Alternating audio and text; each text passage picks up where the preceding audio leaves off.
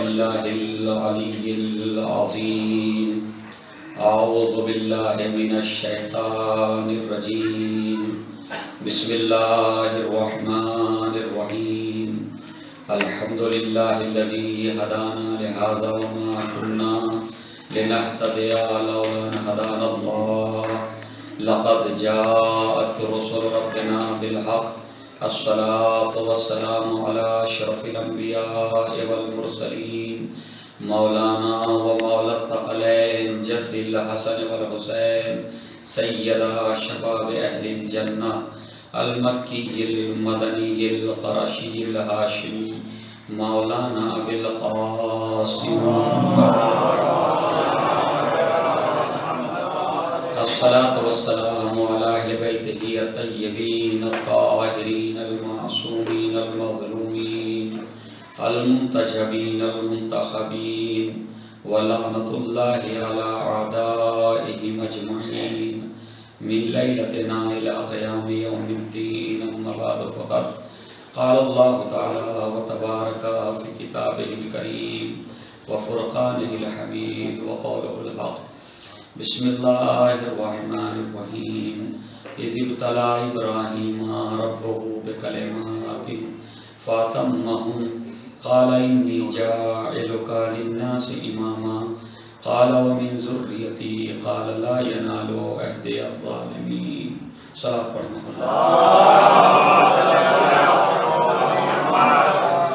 عزیزان گرامی، یہ آئے وافی ہدایت کے جس کی تلاوت کا شرف حاصل کیا،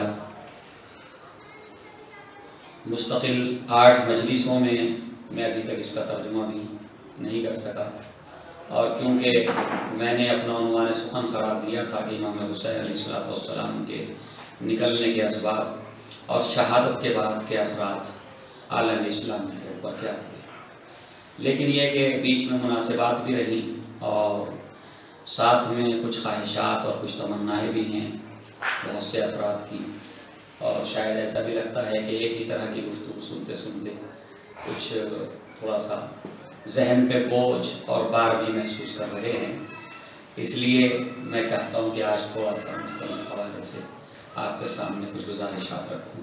صلوات علی محمد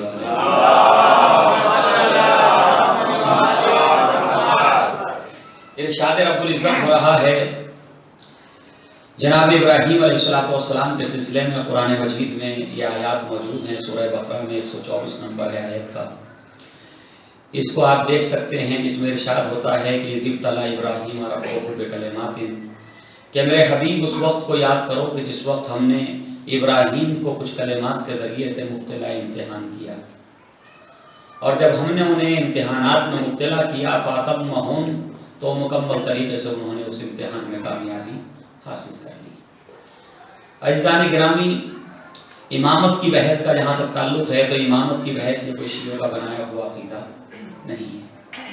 جو کچھ میں ابھی تک عرض کرتا رہا ہوں وہ بھی امامت ہی کے حوالے سے تھا، اور امام حسین علیہ السلام جو امامت کی تیسری کڑی ہے،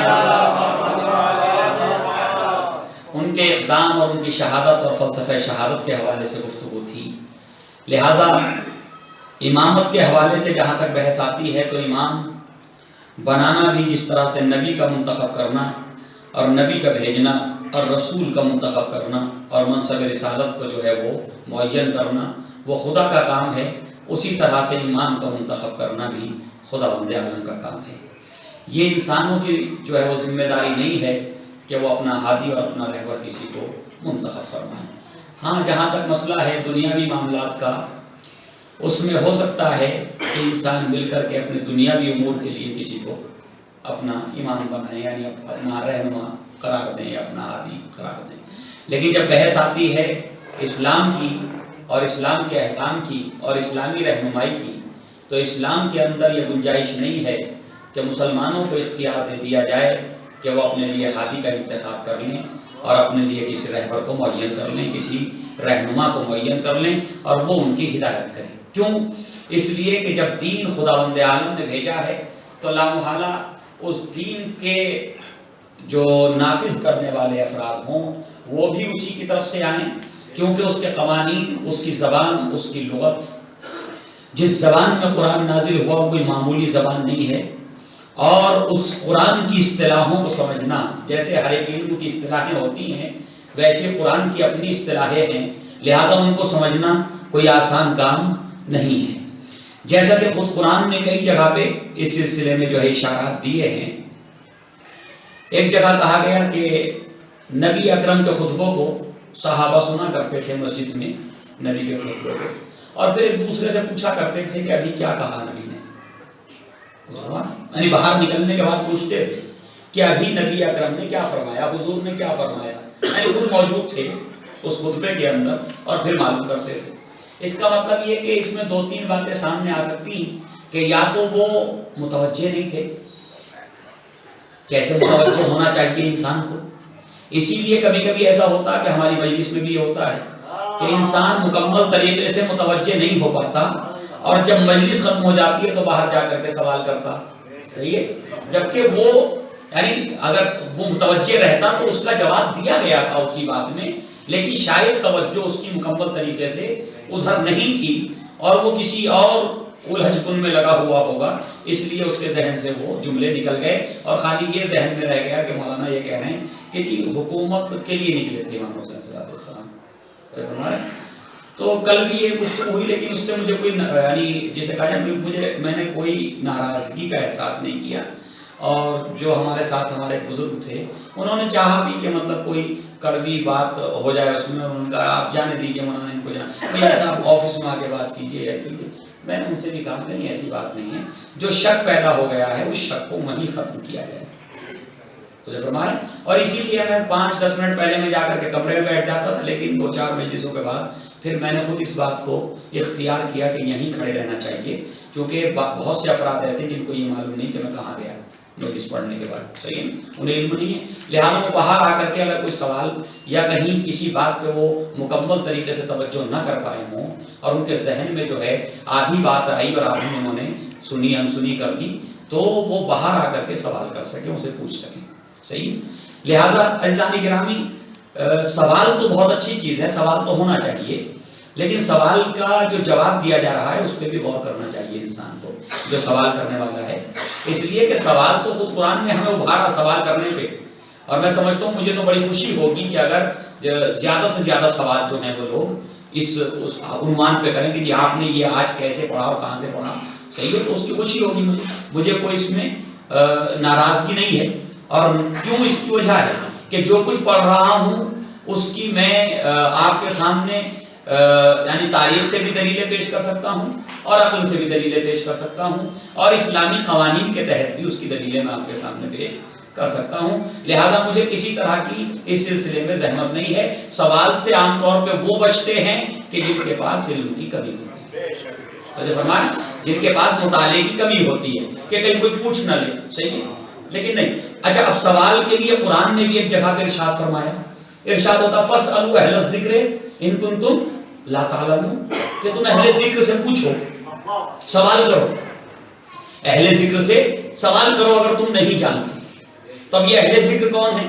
اہل ذکر وہ ہیں جو ذکر سے مراد یہاں یہ بتایا گیا ہے تفاسیر میں، پہلے میں ذرا سا اس کو عرض کر دوں، یعنی جو یہ آیت نازل ہوئی ہے خصوصی طور پر، تو یہ آیت تو یہودی اور عیسائی علماء کے لیے ہوئی ہے خصوصی طور پر، تو جو فرما رہے ہیں جو آیت کا پس منظر ہے، کیونکہ اس میں یہ کہا جا رہا ہے اس سے پہلے کی آیت میں کہ یہ پہلی مرتبہ ہم نے اپنے حبیب محمد پہ وحی نازل نہیں کی، اس سے پہلے بھی ہم نبی بھیجتے رہے ہیں، تو جو فرمائے اس سے پہلے بھی ہم کتابیں نازل کرتے رہے ہیں، لہذا یہ جو تعجب کر رہے ہیں کفار مکہ کہ یہ کہاں سے باتیں آ رہی ہیں، کیسے محمد کہاں سے بیان کر رہے ہیں، اور یہ کہتے ہیں مجھ پہ اللہ کی طرف سے وحی آتی ہے، تو انہیں تعجب ہوتا تھا، تو فرمانے کہ اللہ کون ہے جو ان کے اوپر وحی بھیج رہا ہے، کیسے وحی نازل ہوتی ہے اور کون یہ پیغام لے کر کے آتا ہے، تو یہ ساری چیزیں ان کے لیے حیران کن تھی، اس لیے ان سے کہا گیا کہ ہم نے کوئی یہ پہلا انسان نہیں ہے جس کے اوپر وحی بھیجی، اس سے پہلے بھی وحی بھیجتے رہے ہیں، اس سے پہلے بھی ہم نبی بناتے رہے ہیں، ہمارے رسول آتے رہے ہیں،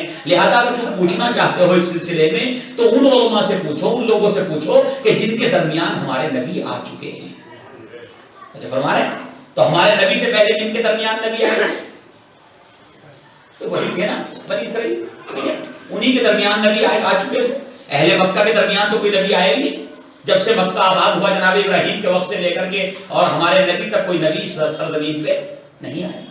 ہمارے ہی نبی ہیں جو اول و آخر ہیں مکے کے لیے. دیکھیے بات سمجھیے گا, اول و آخر ہیں مکے کے لیے, صحیح ہے, یعنی مکے میں آپ ہی نے زندگی گزاری ہے. جناب اسماعیل علیہ السلام نے جو ہے وہاں پہ زندگی بسر کی, لیکن الگ سے اس کے بعد کوئی نبی نہیں ہے. صلوات محمد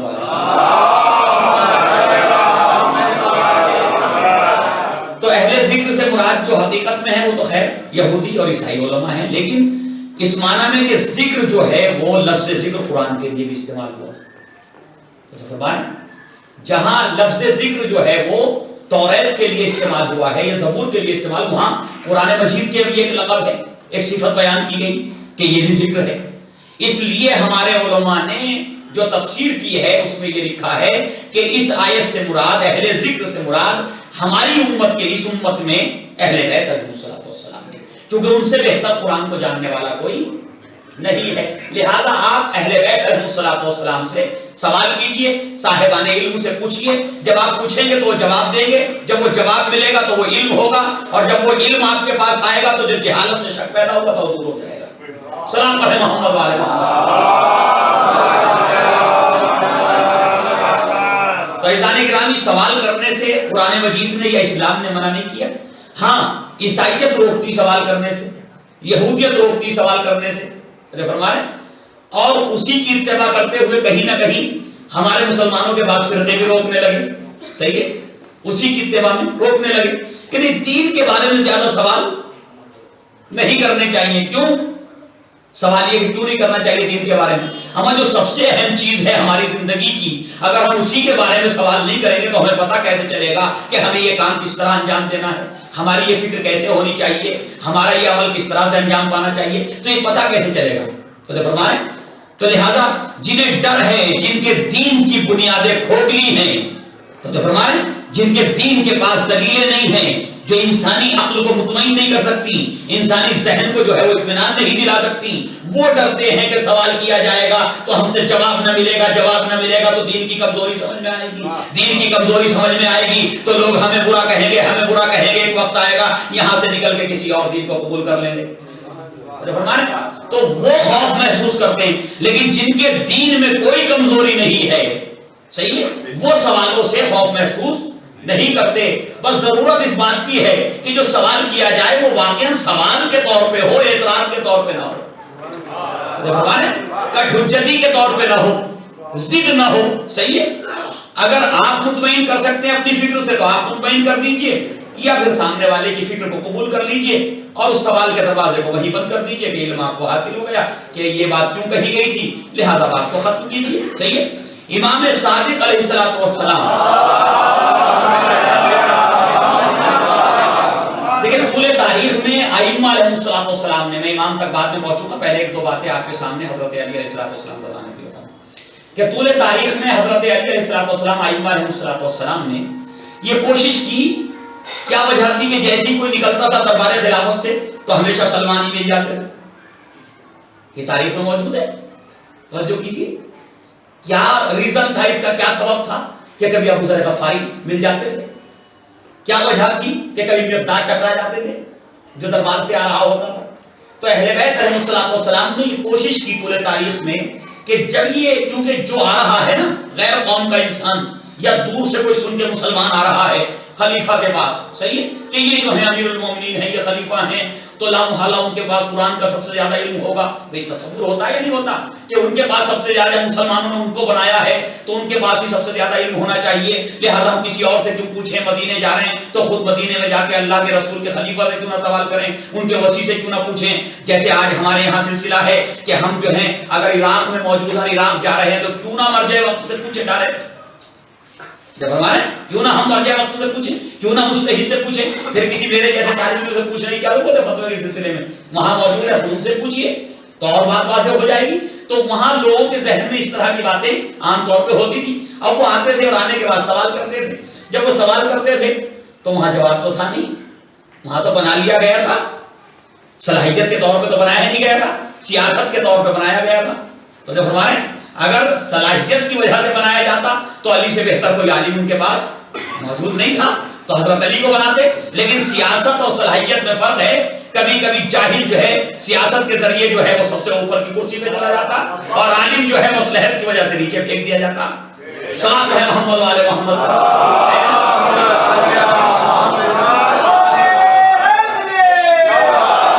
تو یہ سیاست اور مصلحت کے ٹکراؤ تھے. صحیح ہے. لہذا ہوا یہی کہ اب جب وہ آتے تھے اور سوال کرتے تھے, اور جب سوال کا جواب نہیں ملتا تھا تو مولا کائنات نے طریقہ استعمال کیا تھا کہ یہ سوال جب کریں, اور یہ جو دربار سجا ہوا ہے یا مسجد میں جو خلیفہ بیٹھا ہوا ہے, تم بھی ذرا اسی اطراف میں گھومتے رہا کرو نماز کے بعد. فرما رہے صلاۃ ہے محمد والے محمد. آپ کو دیکھ کر تو ہمتیں بڑھتی. آئیے صلاۃ ہے محمد والے محمد.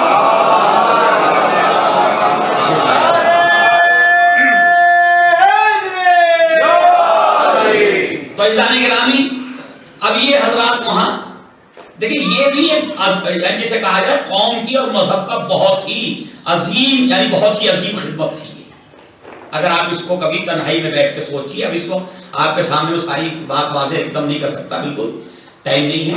تو عزیزان گرامی, اب اسے آپ اندازہ کیجئے کہ یہ سلمان ٹکرا گئے, کبھی ابو ذر ٹکرا گئے سوال کرنے والے کو جو واپس مایوس آ رہا ہے وہاں سے.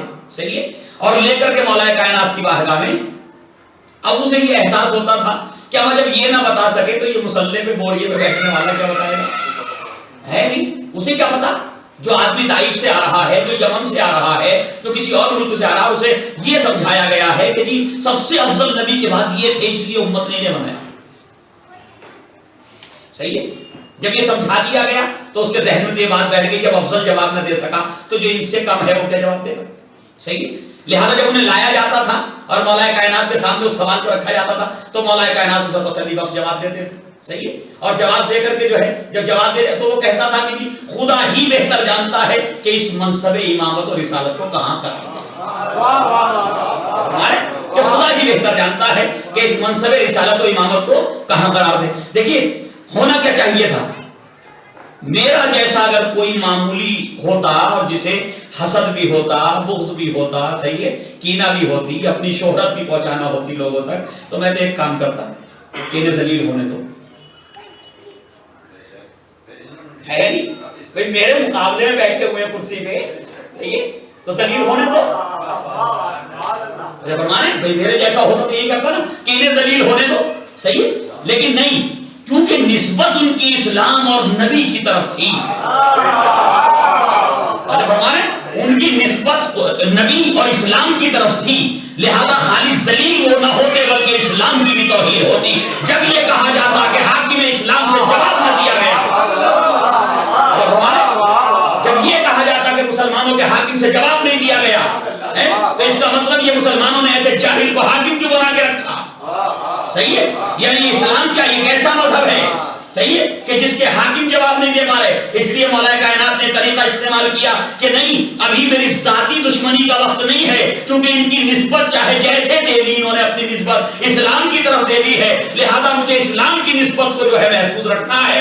لہذا جو بھی آتا تھا وہاں جواب نہیں ملتا تھا, مولا کائنات یہاں جواب دے کر کے بتاتے تھے کہ یہ فکر لے کے نہ جانا کہ مسلمانوں میں کوئی عالم موجود نہیں ہے. محمد والے محمد.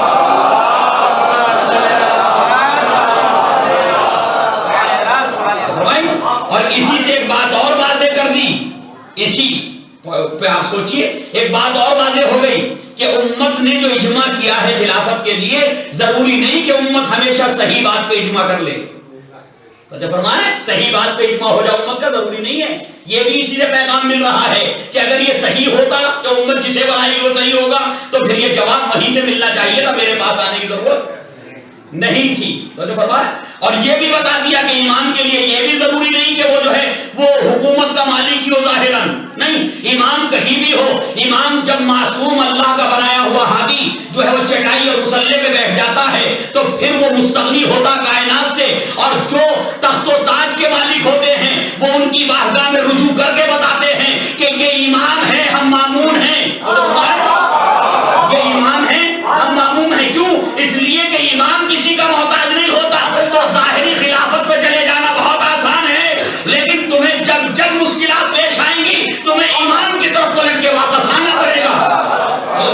ایمان کی طرف واپس پلٹ کے آنا پڑے گا, اور پھر تمہیں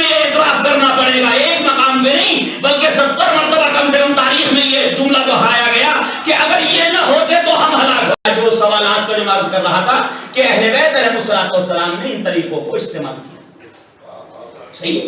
جبکہ وہ سوال حضرت علی سے نہیں کیے جا رہے تھے, خلیفہ وقت سے کیے جا رہے تھے, لیکن جواب اور مشکل حل کرنے والے ہمیشہ حضرت علی علیہ السلام تھے.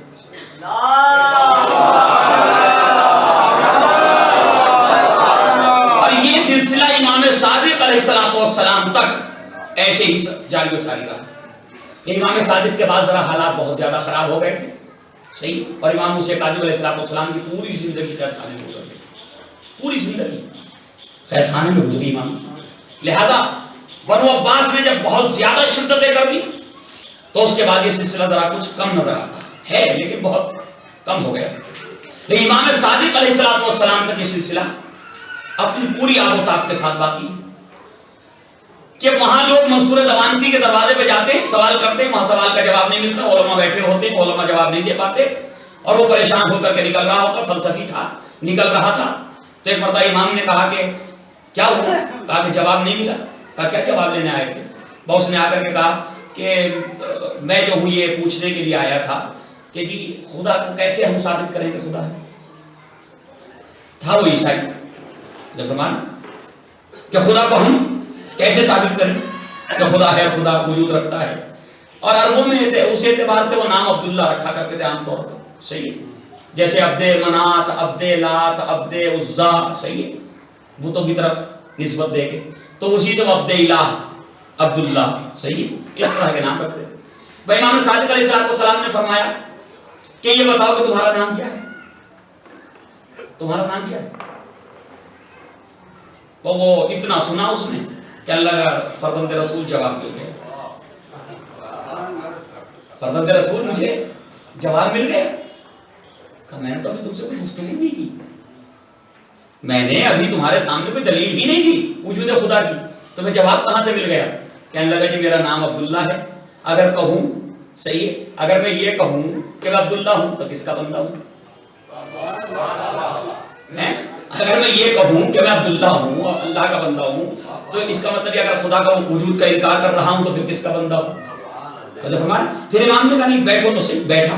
امام نے فرمایا ایک بات اور سن, کہ تو پہلے سے فلسفی تھا نا, تو ابھی بھی ہو سکے باہر نکل کے کہے کوئی علمی دلیل تو دی نہیں. تو امام نے فرمایا کہ یہ بات بتاؤ. کہا کیا؟ کہ تم پہلے سے تھے یا بعد میں ہوئے؟ فرمایا اب یہ فلسفی بات ہے کہ جو چیز پہلے سے وجود نہ رکھتی ہو, صحیح ہے, وہ بعد میں ہوئی تو اس کا مطلب یہ ہے کہ وہ مخلوق ہے. یہ فلسفی ایک بحث ہے. تو امام نے فرمایا اچھا یہ بتاؤ کہ تم پہلے سے تھے, تمہارا وجود تھا, یا تم بعد میں ہوئے؟ یہ ہونا کب, یہ ہونا جو تمہارا ہے, یہ جو وجود ہے, یہ کب وجود میں آیا؟ تو کہنے لگا یا ابن رسول اللہ, یہ دلیل بھی میں سمجھ گیا, پڑھا لکھا انسان, یہ بھی میں سمجھ گیا کہ اس سے بھی خدا کو ثابت کیا جا سکتا. کہا وہ کیسے؟ کہا اگر میں کہتا ہوں کہ میں پہلے سے ہوں تو پھر میں یہاں کب آیا, یہ ایک مسئلہ ہے, صحیح ہے, پہلے سے ہوں تو پھر میں یہاں کب آیا, صحیح ہے, اور جبکہ مجھے معلوم ہے کہ میں ایک ماں کے پیٹ سے پیدا ہوں, صحیح ہے. اور اگر میں یہ کہتا ہوں کہ میں پہلے سے نہیں تھا اور دنیا میں مجھے وجود عطا کیا ہے, تو پھر وہی بحث آتی کہ کس نے وجود دیا, کہ یہ وجود تجھے عطا کس نے کیا؟ بس جس نے بھی وجود دیا ہے وہی خالق ہے, وہی خالق ہے. تو اجزانی گرامی یہ سلسلہ ایک زمانے تک باقی رہا, اور ہمارے یہاں سوال کرنے میں کسی کو کوئی پریشانی اور کوئی جھجک نہیں ہونی چاہیے, اسے بہت آسانی کے ساتھ سوال کرنا چاہیے اپنا, لیکن سوال کا جو لہجہ ہوتا ہے, سوال کا جو طریقہ ہوتا ہے, اس میں احترام باقی رہے, بحث میں احترام باقی رہے. بحث علمی ہو, صحیح ہے, بحث کو جو ہے وہ جہالت کے طرز پہ نہ کیا جائے, صحیح ہے. صلاۃ پڑھنے محمد.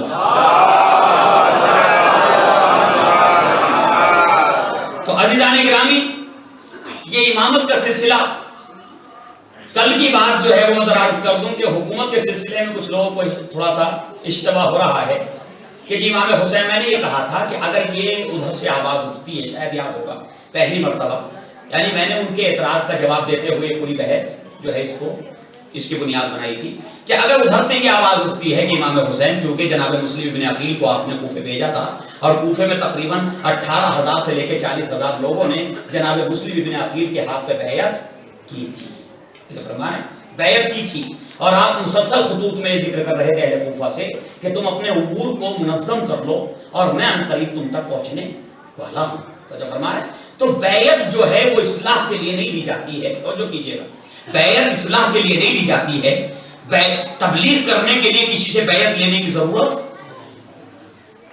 فرمایا بیعت جب لی جاتی ہے تو اپنے آپ کو حاکم کے طور پہ تسلیم کرنے کی بیعت لی جاتی ہے.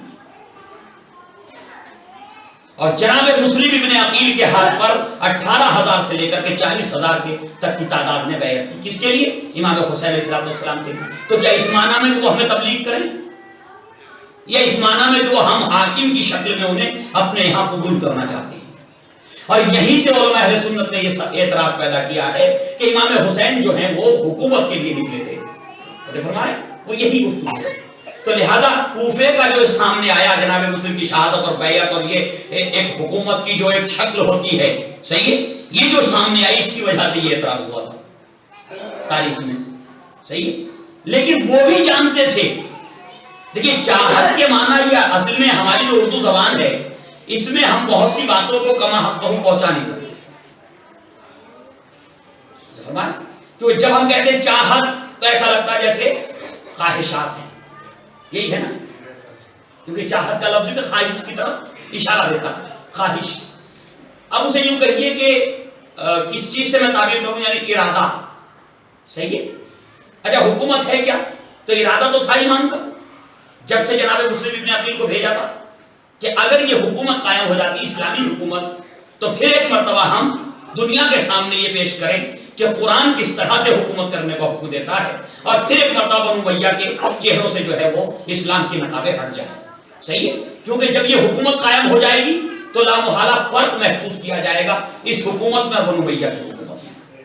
تو فرمائے لہذا یہ بھی ایک ذریعہ بنے گا ان کے چہروں سے نقابیں اتارنے کا، اور پھر دنیا دیکھے گی کہ یہ وہی حکومت ہے جو نبی کریم جو ہے مدینے میں فرما رہے تھے، یہ وہی حکومت ہے جو حضرت علی علیہ السلام جو ہے وہ کوفے میں فرماتے تھے. صحیح ہے.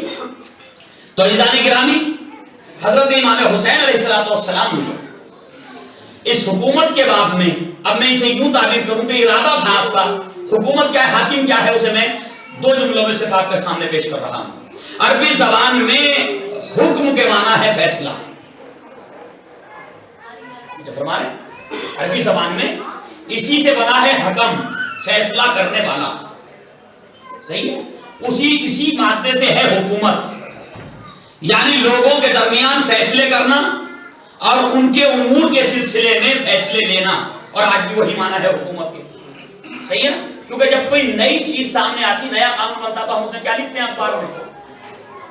ہندوستان کے پرائم منسٹر نے یہ فیصلہ لیا، جب ہمارے ہے یا نہیں، یہی ہے کہ یہ فیصلہ لیا. یا فرض کیجئے کہ کورٹ میں ہم جاتے ہیں تو جو جج ہے وہ حاکم ہے کورٹ کے اندر، جب فرمائے ہم کہتے ہیں کہ اس نے یہ فیصلہ صادر کیا، تو یہ فیصلے کا صادر کرنا یہ حکومت کی ایک دلیل ہے کہ اسے یہ حکومت اس کے ہاتھ میں یہ اختیار تھا تبھی تو فیصلہ کیا. تو جب فرمائے تو عزیزان گرامی، امام حسین علیہ السلام جو حکومت کا ایک ارادہ اور نظریہ رکھتے ہیں، وہ حکومت کا نظریہ اس معنی میں نہیں ہے کہ مجھے جو ہے وہ میں لوگوں کی گردنوں پہ مسلط ہو جاؤں. نہیں، حکومت کا مطلب ہے کہ میں لوگوں کے درمیان عدل و انصاف کے ساتھ فیصلے کروں، ان کے امور کو عدل و انصاف کے ساتھ آگے بڑھاؤں، ان میں کسی پہ ظلم نہ ہو، کوئی ایک دوسرے کو پریشان نہ کرے، یعنی وہی قرآن کی حکومت. تو جو فرمائے اللہ کی حکومت، تو جو فرمائے تو خداوند عالم کی طرف سے جو احکام ہیں ان کو نافذ کرنے کا نام جو ہے وہ حکومت ہے، ان کو نافذ کرنے کا نام حکومت ہے. لہذا امام حسین علیہ السلام ابتدائی طور پہ جب مدینے سے چلے تھے تو یہ سوچ کے نہیں چلے تھے کہ مجھے حکومت مل رہا ہے یا میں حکومت کروں گا یا مجھے جو ہے حکومت قائم کرنا ہے بنو امیہ کے خلاف. نہیں، وہاں سے ذہن میں وہی بات تھی کہ مجھے تو ایک ایسی قربانی پیش کرنا ہے، بیعت نہ کر کے قربانی پیش کرنا ہے تاکہ یزید اور بنو امیہ کے چہروں سے نقابیں چھین لی جائیں، یہ جو نقاب اسلام کی پڑی ہے اتر جائے. صحیح ہے، لیکن اچانک سے راستے میں ایسا ہو گیا، کوئی پروگرام نہیں تھا کہ اہل مکہ جو مکے میں جب آپ نے 4 مہینے قیام فرمایا تو اس 4 مہینے کے قیام میں خطوط آنے لگے، صحیح ہے، اہل کوفہ کی جانب سے، اور اس میں جو ہے یہ اشارے دیے گئے کہ آپ ہماری ہدایت بھی کیجئے اور ہم حکومت بھی، یعنی آپ ہی کو خلیفہ کی شکل میں دیکھنا چاہتے ہیں. امام کی شکل میں دیکھنا چاہتے ہیں. صحیح ہے. لہذا امام حسین علیہ السلام نے اس نظریے کو، کیونکہ اگر یہاں انکار کر دیں کہ نہیں مجھے حکومت نہیں چاہیے، مجھے خلافت نہیں چاہیے، تو اس کا مطلب یہ کہ لوگ یہ کہیں گے کہ ابھی تک تو آپ جو ہے پورے تاریخ میں اپنے حق کے لیے لڑتے رہے ہیں، آپ کے بابا جنگ کرتے رہے اس کی خلافت کے لیے، بحث و مباحثے کرتے رہے. جب بھی خلافت کا مرحلہ آیا، دوسرا مرحلہ ہے، وہاں آپ نے جو ہے وہ خطبے پڑھے. شورا کا جب وقت آیا آپ نے تیسری خلافت میں پھر خطبے پڑھے اور سب کو بیٹھا کر کے کہا کیا نبی اکرم نے مجھے خلیفہ نہیں بنایا تھا؟ تو وہی خلافت، اسی کا نام تو ظاہری طور پر حکومت ہے. فرما رہے ہیں تو اس خلافت کے لیے جو جن کے باپ 25 سال تک جو ہے وہ لڑتے رہے ہو اور جگہ جگہ پہ اپنے استحقاق کا اور اپنے خلافت کا اعلان کرتے رہے ہوں کہ نہیں تم خلیفہ نہیں ہو سکتے، میں خلیفہ، مجھے نبی نے بنایا ہے، اور پھر وہی یہ کہہ کر کے جا رہے ہیں کہ ہم جو ہیں اس سلسلہ عصمت کی ایک کڑی ہیں کہ جو 12 خلیفہ ہوں گے نبی کے. تو یہ حق کے حکومت جو ہے بعد میں امام حسن کو ملا یا نہیں ملا؟ ملا یا نہیں ملا؟ لیکن اسباب، ظاہری اسباب کے ختم ہو جانے کی وجہ سے جب مددگار نہ رہے اور لوگ بک گئے امیر شام کے ہاتھوں، دولت کے پجاری ہو گئے. صحیح ہے. انہیں جو ہے اپنے مسائل نظر آنے لگے، انہیں جو ہے اپنے مفادات نظر آنے لگے، اور امام حسن صلی اللہ علیہ وسلم نے ایک طویل جنگ بھی کی. اس جنگ کا تذکرہ عام طور پہ منبروں پہ نہیں ہو پاتا، ورنہ یہ حکومت والا، خلافت والا تصور وہاں سے ابھر کے سامنے آنا چاہیے امام حسن صلی اللہ علیہ وسلم کے دور میں. امام حسن نے امیر شام کے ساتھ کئی جنگیں لڑی. ایک طویل جنگ ہوئی جس میں جو ہے امام حسن علیہ السلام کے کمانڈر بک گئے. حتی عبید اللہ ابن عباس بک گئے. جب انہوں نے دیکھا کہ فلاں بک گیا، فلاں بک گیا، فلاں بک گیا، اسے 2 لاکھ ملے، اسے 1 لاکھ ملا، تو وہ بھی جو ہے کہیں نہ کہیں گڑبڑا گئے کہ میں اکیلے کیا کروں گا، جبکہ پوری فوج کے کمانڈر تھے. وہ انہیں بھی 1 لاکھ کی تھیلی دے دی گئی، وہ بھی چلے گئے. وہاں عبداللہ ابن عباس نہیں، عبید اللہ ابن عباس، صحیح، دوسرے بھائی، وہ بھی چلے گئے. تو اجزانی گرامی، اب جب یہاں یہ بک گئے تو کیا امام حسن نے اپنے حق کا مطالبہ نہیں کیا؟ آپ نے فرمایا کہ جب آخری خطبہ دیا، خطبے میں آپ نے فرمایا کہ اے مسلمانوں تم عزت کے بدلے ذلت کو خرید رہے ہو. اہل کوفہ تم عزت کے بدلے ذلت کو خرید رہے ہو. کیا مطلب؟ کہ ابھی تک تمہاری آل و اولاد محفوظ ہیں، تمہاری عورتیں محفوظ ہیں، ان کی کوئی توہین نہیں کی جاتی، لیکن ایک وقت اب آئے گا، میں دیکھ رہا ہوں کہ بنو امیہ کے افراد، انہیں اسلام سے کوئی لینا دینا نہیں ہے، یہ صرف حکومت حاصل کرنا چاہتے ہیں، اور جب یہ حکومت حاصل کر لیں گے تو تمہارے کمزوروں پہ ظلم کریں گے، تمہیں جو ہے قتل کیا جائے گا، تمہیں سزائیں دی جائیں گی. لہذا ابھی بھی تم سمجھ لو اس بات کو کہ تم جو ہے عزت کے بدلے ذلت خرید رہے ہو. اگر تم مجھے چھوڑ کر کے اور میری بات کو جو ہے ٹھکرا کر کے ادھر چلے جاؤ گے تو ایک دن آئے گا کہ تمہیں پچھتانا پڑے گا، تمہیں اس کا خمیازہ ادا کرنا پڑے گا. یہ جو منبر پہ کہا تو امام نے فرمایا کیا ابھی بھی تم راضی ہو کہ تلوار لے کر کے امیر شام کے خلاف کھڑے ہو جاؤ؟ یہ خطبہ موجود ہے. کیا ابھی بھی راضی ہو؟ تو پورے مجمع سے ایک ہی آواز بلند ہوئی. اکثریت کی آواز یہ تھی. کیا آواز تھی؟ الامان، الامان، ہم امان چاہتے، اب ہم جنگ کرنا نہیں چاہتے. ہمیں امان چاہیے، امن و امان چاہتے، ہم جنگ کرنا نہیں چاہتے. صحیح ہے، تم جنگ کرنا نہیں چاہتے. اچھا اب صلح ہو رہی ہے، ذرا سوچئے، غور کیجئے. امام کو کیا چاہیے تھا کہ ہمیں حکومت کی ضرورت نہیں ہے، آپ حکومت رکھیے اپنے پاس. جب فرمانے تو اب صلح میں شرط رکھنے کی کیا ضرورت ہے؟ جہاں دیگر شرطیں رکھی تو جب فرمانے دیکھیں کتنی شرطیں ہیں. سوائد محرقہ جو ہمارے خلاف کتاب لکھی گئی اہل سنت کی کتاب ہے ابن حجر مکی کی، اس میں صلح کا تذکرہ کرتے اس نے 5 شرطوں کا بیان کیا کہ امام حضرت صلی اللہ علیہ وسلم نے 5 شرطیں اپنی طرف سے پیش کی. پہلی شرط یہ تھی کہ تم قرآن و سنت کے مطابق عمل کرو گے، قرآن و سنت کے مطابق حکومت چلاؤ گے. اچھا تو یہ معاویہ کو حکومت میں آئے ہوئے چیف منسٹر اور جسے کہا جائے کہ خلیفہ بنے ہوئے 20 سال تو خلیفہ بنے ہوئے ہو گئے تھے ظاہراً، صحیح ہے، اور یہ 20 سال جو ہے چیف منسٹر رہ چکا تھا. تو 40 سال کی حکومت تھی یا نہیں تھی؟ 40 سال کی حکومت تھی معاویہ کی یا نہیں؟ اس 40 سال کی حکومت کو امام حسن علیہ السلام کی فراست نے، معصوم کی عقل نے 2 منٹ کے اندر ختم کر دیا۔ 2 منٹ کے اندر ایک جملے سے ختم کر دیا۔ صحیح؟ کیا کہا امام نے کہ تم قرآن و سنت کے مطابق عمل کرو گے، حکومت تو ہم تمہیں دے رہے ہیں، یہ قرآن و سنت کے مطابق حکومت چلاؤ گے۔ اس نے اس پہ دستخط کی، جیسا آپ کہیں ویسا ہی ہوگا۔ کیا مطلب ایسا ہی ہوگا؟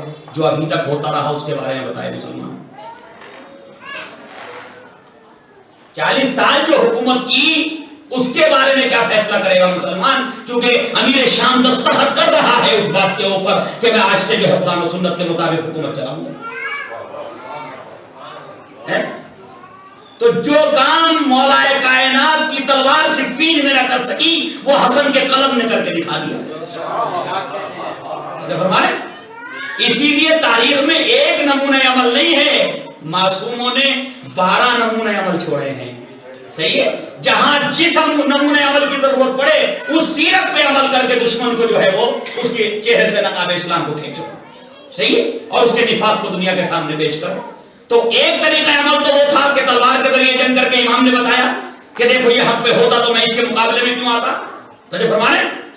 اور جب یہ کہا جانے لگا کہ اب تو امیر شام ہی پورے عالم اسلام کا مالک ہے، لوگوں نے اسے خلیفہ تسلیم کر لیا ہے، تو امام حسن نے پھر 20 سال کے بعد پھر ایک نمونہ عمل پیش کیا کہ جب کسی کو لوگ حق پہ سمجھنے لگے تو تمہارے قلم میں وہ طاقت ہونی چاہیے، صحیح ہے، کہ اس کے چہرے سے حق کی نقاب کو کھینچ کر کے اس کا حقیقی چہرہ دنیا کے سامنے پیش کرو۔ لہذا امام حسن نے وہ جملہ تحریر کر کے دنیا والوں کو بتا دیا کہ معاویہ جو ہے وہ پہلے حکومت سنت قرآن و سنت کے مطابق کر رہا تھا، اگر کر رہا ہوتا تو اس بات کے اوپر جو ہے وہ دستخط کیوں کرتا، راضی کیوں ہوتا، یہ کہتا کہ میں تو اسلام کے مطابق حکومت کر رہا ہوں۔ دوسری جو شرط تھی وہ یہ تھی کہ جس طرح سے تمام مسلمانوں کی جان و مال عزت و ناموس محفوظ ہے، ویسے ہمارے اہل بیت کے چاہنے والوں کو مسلمان سمجھا جائے اور ان کی عزت و ناموس محفوظ رہے، اور ہمارے بابا پر جو لعنتیں کی جا رہی ہیں ممبروں سے یہ جو ہے بند کی جائیں۔ فیضان گرامی کتنی بڑی بات ہے، کیا کہنا چاہیے تھا میرے شام کو کہ میں ان شرطوں پر صلح نہیں کرتا۔ صحیح ہے؟ کیوں؟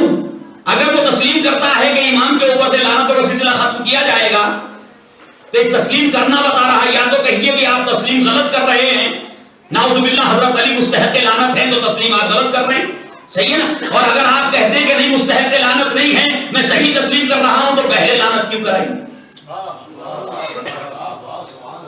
علی تو وہی علی ہیں جو ہمارے بیت المال سے 2 لاکھ روپیہ ہر سال جو ہے 2 لاکھ درہم آپ ہمیں دیں گے۔ اب اس میں بھی کہنے لگی کہ جی یہ تو زیب نہیں دیتا امام کے لیے، کیا چیز زیب نہیں دیتی؟ سوچنے کی بات ہے یا نہیں؟ تو ہم ایسا سمجھتے ہیں کہ اہل بیت کو دولت کی ضرورت نہیں ہے، پیسے کی ضرورت نہیں ہے، ہمارے ذہن میں یہ باتیں بیٹھ گئی، اور معجزہ کافی ان کے لیے، معجزہ کافی۔ ہم معجزہ وہ دکھاتے ہیں، معجزہ پیش کرتے تھے جب منصب کے اوپر آنچ آنے لگتی تھی، جب کوئی یہ کہتا تھا تم امام نہیں ہو، نعوذ باللہ تم جھوٹ بول رہے ہو، تم غلط بیانی کر، تو یہاں ضرورت ہے امامت کو ثابت کرنے کے لیے کہ معجزہ پیش کریں، لیکن اپنے بچوں کا پیٹ پالنے کے لیے معجزے نہیں دکھاتے تھے۔ فرمائے اپنے گھر کے خرچوں کے لیے معجزے نہیں دکھاتے تھے کہ سونے کی دیوار، یہ دیوار کو سونا بنا لیا، درخت کو سونا بنا لیا، اسے مارکیٹ میں جا کے بیچ دیا۔ فرمائے ایسا نہیں تھا، محنت کرتے تھے۔ یہودیوں کے بارے میں کام کیا یا نہیں کیا، سچائی کی یا نہیں کی، باغوں کو پانی دیا یا نہیں دیا، یہ سب کیا اہل بیت نے یا نہیں کیا۔ تو اعزازی گرامی دولت منافی نہیں ہے عصمت کے۔ فرمائے سلیمان کو پوری دنیا کی حکومت عطا کی ہے تو کہہ دیجئے نبی کہاں رہے وہ تو حاکم ہو گئے۔ جناب یوسف جو ہے مصر کے حاکم بنائے گئے، انہیں جب بادشاہت ملی تو کہیے وہ تو حاکم، اب نبی کہاں رہے؟ تو نبوت اور حکومت میں کوئی تضاد نہیں ہے، ایک دوسرے کی ضد نہیں ہے۔ تو ہمارے ایک دوسرے کی ضد نہیں ہے، نبی کا جو کام ہے وہ کام نبی ہر حال میں کرے گا، چاہے حکومت مل جائے تب بھی انجام دے گا، حکومت نہ ملے تب بھی انجام دے گا۔ صلاۃ پڑھے محمد والے محمد۔ تو اب امام حسن علیہ السلام نے آخری شبد میں یہ کہا، یہ لکھا کہ یہ حکومت تمہاری نہیں ہے،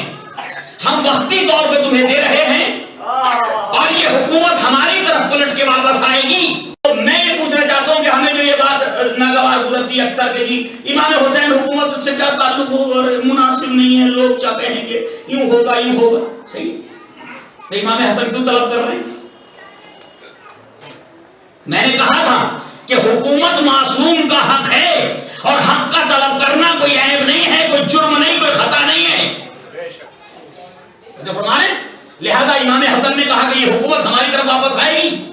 اور یہیں سے ایک اور جو ہے وہ اشارہ کر دیا. جائیے سیوطی کو پڑھیے، جلال الدین سیوطی کو تاریخ الخلفاء کے اندر ایک روایت نقل کرتے ہیں. وہ ان کا اپنا نظریہ یہ ہے کہ ہر پہلے خلیفہ کو، توجہ کیجیے گا، ہر پہلے خلیفہ راشد کو اپنے بعد آنے والے خلیفہ کا انتخاب کرنا اس کے لیے جائز ہے کہ وہ اپنے بعد میں آنے والے خلیفہ کو منتخب کر سکتا ہے. کون؟ خلیفہ راشد. تو فرمائے یہ اہل سنت کا نظریہ ہے کہ وہ اپنے بعد میں آنے والے کو خلیفہ بنا سکتا ہے، اس کا اختیار ہے. یہ اہل سنت کا نظریہ ہے، ہمارا نہیں. ہمارا نظریہ تو یہ ہے کہ نہ وہ خود اپنے آپ بن سکتا ہے اور نہ کسی کو بنا سکتا ہے، خدا ہی کا اختیار ہے وہ جس کو چاہے خلیفہ بنائے. ہمارا تو یہ نظریہ ہے.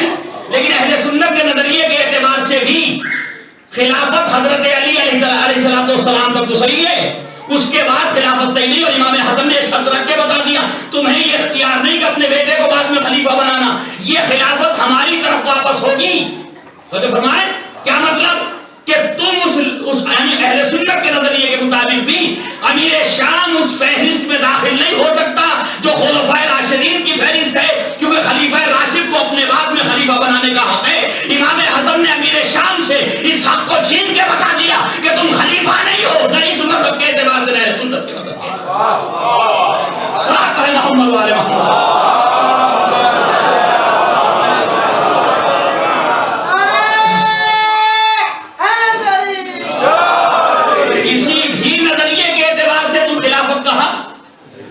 نہیں رکھتے. اگر تم بھی ان جیسے خلیفہ ہوتے تو لوگ اعتراض کرتے امام حسن کو شرط رکھنے کی ضرورت تھی، لیکن کسی نے کوئی اعتراض نہیں کیا تو وہ حق خلافت بھی چھین لیا. کیونکہ یہ اور اسی لیے شاید نہیں کہ یہی روایت کام کرتی ہو اس استدلال میں کہ جی خلافت راشدہ کا دروازہ حضرت علی پہ بند ہو گیا. اور ابو العلا مودودی نے تو پوری کتاب لکھ دی خلافت الملوکیت کے نام سے کہ حضرت علی کا خلافت ہے اور اس کے بعد بادشاہت ہے، خلافت نہیں ہے. تو شاید نہیں امام حسن کے اسی جملے سے استدلال کیا گیا ہو کہ فرزند رسول بتا گئے ہیں کہ خلافت کہاں تک ہے اور اس کے بعد بادشاہت کہاں سے شروع ہو رہی ہے. صلوات پڑھیں محمد والے محمد. تو جس خلافت کے واپس پلٹنے کا اعلان شرائط میں حضرت امام حسن نے کیا تھا، وہی اعلان باقی تھا امام حسین کے لیے کہ پلٹے گی کہاں خلافت؟ اہل بیت کی طرف. اب اہل بیت میں کون ہے؟ امام حسن تو دنیا سے چلے گئے، کون ہے؟ امام حسین. تو لامحالہ جو مطالبہ امام حسن کا تھا خلافت کے سلسلے میں وہی مطالبہ جو ہے امام حسین کا تھا. تو عزیزان گرامی، اس سے ہمیں گھبرانے کی ضرورت نہیں، گھبرانا نہیں چاہیے. لوگ کیا کہیں گے؟ لوگ تو بہت سی باتوں پہ بہت کچھ کہہ رہے ہیں. ہمارا کام ہے انہیں اطمینان بخش جواب دینا. ان کے کہنے پہ ہم جانے والے نہیں ہیں. جب ہمارے ہر بات پہ اعتراض ہے انہیں، تو وہ تو ہماری ہر فکر کو کاٹنا چاہتے ہیں. نہیں جواب دینا ہمارا کام. وہ تو یہ بھی کہتے ہیں معصوم کیسے ہو سکتا؟ کوئی انسان معصوم کیسے ہو سکتا نبی کے بعد؟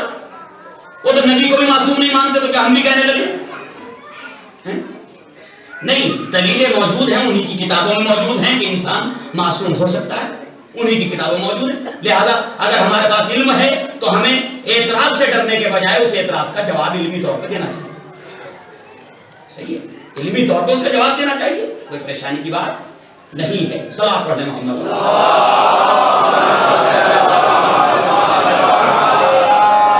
تو عزیزان گرامی،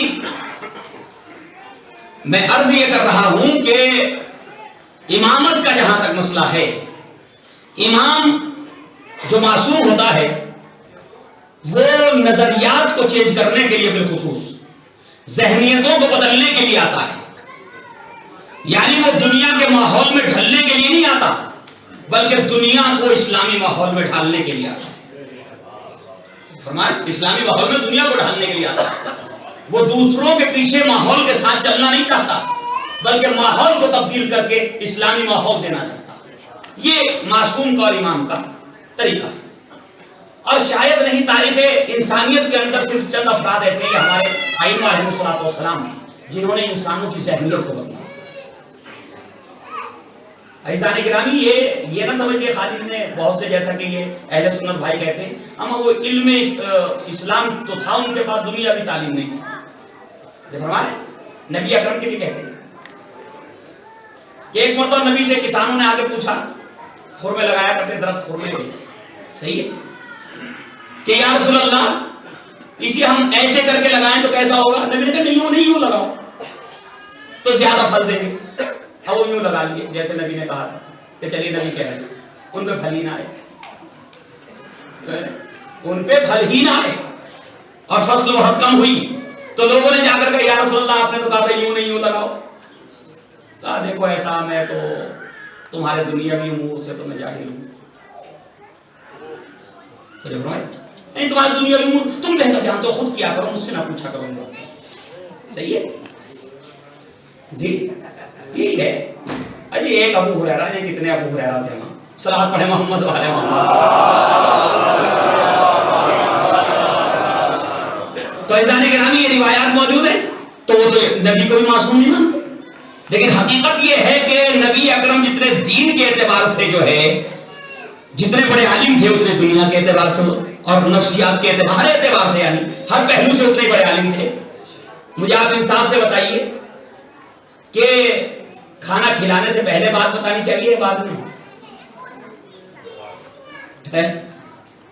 ماسٹر تھے نفسیات کے بھی نبی اکرم، اگر کھانا کھلانے سے پہلے بتاتے اور وہ اٹھ کے چلے جاتے، صحیح ہے، تبھی دوبارہ کبھی نہ آتے، یہ آ جاتے نہیں آتے نا۔ لیکن جو ماسٹر تھا نفسیات کا، سائیکولوجی کا، اس نے کہا مجھے یہ مت سمجھنا خالی قرآن کی آیتیں نازل ہو رہی، تمہارے ذہنوں میں اٹھنے والے ہر سوال اور ہر فکر کو بھی میں جانتا ہوں، وہ تمہارے ذہن میں پیدا بعد میں ہوتی ہے، مجھے پہلے پتا ہے، صحیح ہے، کیونکہ جب تمہاری طبیعت خلق کی جا رہی تھی تو میں دیکھ رہا تھا،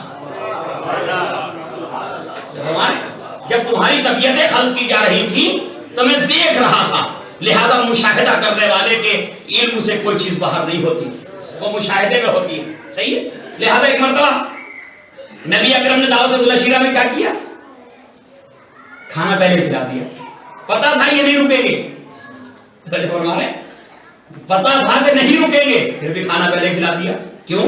ابھی 2 دن اور بلانا، ابھی تو 2 دن اور بلانا ہے، لہذا یہ سننے کے لیے تو نہیں آئیں گے، کھانے کے لیے تو آئیں گے، ہے کیا نہیں بھئی؟ یہ کھانے کے لیے تو آئیں گے۔ عربوں میں کھانے کی سب سے بڑی پریشانی تھی، کیونکہ اسباب غذا اس حد تک موجود نہیں، کہ آج بھی نہیں ہے، اگر یہ انٹرنیشنل تجارت اور بزنس نہ ہو تو یہ بھوکے مر جائیں، تو آج بھی نہیں ہے۔ اب تو یہ کہ اسباب پیدا ہو گئے، باہر سے سارا مال آتا، وہاں کچھ پہلے نہیں ہوتا، تو ان کے یہاں کھانے کی بڑی اہمیت تھی، لہذا نبی کریم نے پہلے کھانا کھلایا، بعد میں بات بتائی کہ چلو آج یہ اٹھ کے چلے بھی جائیں گے، کوئی بات نہیں، کل کو پھر بلاؤں گا، تو گوشت تو چاہیے، بریانی بہت لذیذ ہوتی ہے، اعلان کر دیجئے مجلس میں بریانی بٹے گی، مجلس میں بریانی بٹے گی، پھر دیکھیے او ماشاءاللہ ماشاءاللہ، صحیح ہے۔ اب رو کیسے نہیں رکتا مجمع، وہ بھی کہتا مولانا جلدی ختم کر دو، صلوات پڑھے محمد والے محمد۔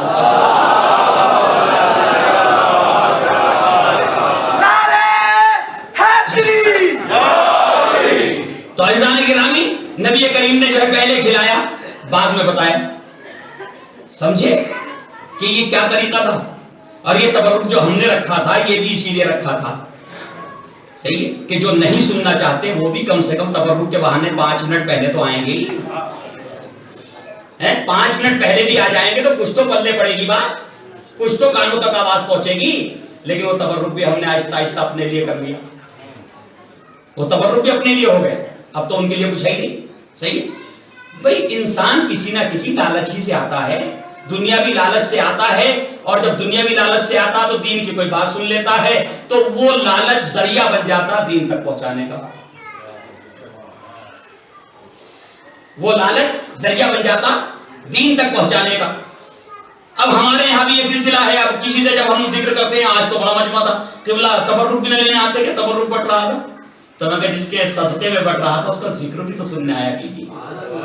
صلوات پڑھے محمد والے محمد۔ یہ خالی تبرک پہ ہی نظر کیوں رہتی ہے؟ بھائی وہ بھی تو ہے جس کے صدقے میں بٹ رہا ہے، صحیح ہے، اس کے ذکر میں بھی تو حاضر ہوئیے۔ تو اس ذکر میں تو کوئی اتنے مجمع نہیں نظر آتا، تبرک اچھا تبرک شیرمال بٹے گا آج، صحیح ہے۔ اور لوگوں نے شاید بھی ایسا تھا ڈائریوں میں لکھا ہوا کہ فلاں جگہ جو مجلس ہوتی ہے اس میں یہ ہوتا، صلوات پڑھے محمد والے۔ تو عزیزان گرامی، ان فکروں کو چھوڑنا پڑے گا ہمیں، اور ہمیں حقیقی اسلام کو لینا پڑے گا۔ تو جب فرمانے اپنی اصلاح کے لیے، تو میں یہ عرض کر رہا تھا کہ امام جو ہوتا ہے وہ نظریے کو چینج کرتا ہے، وہ اس لیے نہیں آتا کہ سر و تن میں جدائی کرے، خون بہائے، کوڑے نہیں کرے، نہیں، وہ تو اس کی مجبوری ہوتی جنگ کرنا۔ توجہ کیجئے گا، جنگ جو ہے وہ مجبوری ہے اللہ کی طرف سے آنے والے رہبر کی۔ کیسے مجبوری ہے؟ میں اس کی ایک مثال دے دوں، تاریخ میں ساری مثالیں موجود ہیں، صحیح ہے۔ کیسے مجبوری بنتی؟ دیکھیے، اگر اسلام یہ چاہتا، حکم اسلام یہ ہوتا کہ محمد دنیا میں کوئی کافر رہنا نہیں چاہیے، صحیح ہے، کوئی کافر رہنا نہیں چاہیے، وہ ذوالفقار جو ہم احد میں بھیجیں گے اسے احد میں نہ بھیج کر کے ہم تمہیں بعثت کے دن بھیجیں گے، صحیح ہے، بعثت والے دن، جس دن تم اعلان نبوت کرو گے اس دن وہ ذوالفقار ہم تمہارے اوپر نازل کریں گے۔ اور کیا ضرورت ہے یہ اعلان نبوت کی اور قرآن کی آیتیں سنانے کی، پتھر کھانے کی، ڈھیلے کھانے کی، کوڑا پھینکوانے کی، اپنے اوپر اذیتیں اٹھانے کی ہیں، کانٹے بچھائے جا رہے ہیں، یہ ہو رہا ہے، چھوڑو اس سب کو، لو ذوالفقار دے رہے ہیں، مکے میں اپنے گھر سے چلو اور سب کو قتل کرتے چلے جاؤ، بس باقی ذمہ داری ہماری، تم تک کسی کا وار نہیں پہنچے گا، ہے یعنی تم تک کسی کا وار نہیں پہنچے گا، کوئی تلوار تمہارے اوپر کام نہیں کرے گی، کوئی نیزہ تمہارے اوپر کام نہیں کرے گا۔ ہوا ایسا یا نہیں ہوا؟ تاریخ میں ہوا، قرآن میں موجود ہے کہ موسیٰ نے جو ہے، موسیٰ کو جو پانی نے جو ہے وہ راستہ دے دیا، جس کا کام ڈبونا ہے وہ راستہ دے رہا ہے، تو کس کے حکم سے؟ خدا کے نا۔ آگ کا کام جلانا ہے وہ ٹھنڈی ہو جاتی ہے ابراہیم کے لیے، ہے تو حکم خدا سے نا۔ تو اگر خدا حکم دیتا کہ ساری چیزیں بیکار ہو جائیں، ہمارا محمد جو ہے وہ کافروں کو قتل کرنے آیا، تو مکے میں یہ سلسلہ شروع کرتے اپنے گھر کے پاس سے ہی، صحیح ہے، اپنے سب سے پہلے اپنے کو کاٹتے ابو لہب کو، وہاں سے سلسلہ شروع کرتے اور مکے کو 4 دن میں خالی کر سکتے بالکل، صحیح۔ لو جی، کوئی کافر نہ رہا مکے کے اندر، ختم ہوا سلسلہ۔ تو کیا اسلام اس لیے آیا تھا کہ کافر نہ رہے، یا کافر کے رہنے سے پریشانی؟ تو اگر یہ قتل کرنے کے لیے اسلام آیا ہوتا تو پھر نبی کو یہ زحمتیں اٹھانے کی ضرورت، اس قرآن کے آنے کی ضرورت نہیں تھی۔ تو پتہ چلا کہ اسلام کافر کو قتل کرنے نہیں آیا، مشرک کو قتل کرنے نہیں آیا، منافق کو قتل کرنے نہیں آیا۔ تو جو فرمائے اسلام آیا کہ کفر قتل ہو جائے، تو جو فرمائے اسلام آیا کہ شرک قتل ہو جائے، اسلام آیا کہ نفاق قتل ہو جائے، اسلام آیا کہ جہالت ختم ہو جائے، اسلام آیا کہ گمراہی قتل کر دی جائے، نہ کہ یہ جسم انسانی قتل کر دیا جائے۔ نہیں، جب یہ شرک قتل ہو جائے گا تو لامحالہ اس کی جگہ ایمان آ جائے گا، جب یہ کفر قتل ہو جائے گا تو لامحالہ اس کی جگہ ایمان آ جائے گا۔ ہم انسان کے دشمن نہیں ہیں، ان برائیوں کے دشمن ہیں جو انسان کے ذہن میں جگہ پا چکی ہیں۔ ہم ان برائیوں کے دشمن ہیں، کافر کے دشمن نہیں ہیں، کفر کے دشمن ہیں، مشرک کے دشمن نہیں ہیں، شرک کے دشمن ہیں۔ تو عزیزان گرامی، یہ ہے اب ذہنیت کو بدلنا ہے، نبی اکرم کو کیسے بدلیں؟ توجہ کیجیے گا، ذہنیت کو بدلنے کے جو طریقے ہیں نفسیاتی طور پر، وہ کیسے؟ ایک طریقہ تو یہ کہ جہاں سارے برے ہوں وہاں آپ اچھے ہو جائیں گے، جہاں سارے برے ہوں وہاں آپ اچھے ہو جائیں گے، آپ اپنے کردار کو سنوار لیجئے۔ خود بخود لوگوں کی ذہنیت آپ کے سلسلے میں بدل جائے. گفتگو میں بھی آپ کو بچا کر کے گفتگو نہیں، ان کو چھوڑ کے. ہوتا ہے، دیکھا چاہ رہا تمہیں بیٹھ کے ایسا ہوتا ہے، ہم سب ان کو چھوڑ کے، وہ بہت اچھا ہے. تو کہاں سے یہ بات آئی؟ کردار کی وجہ سے.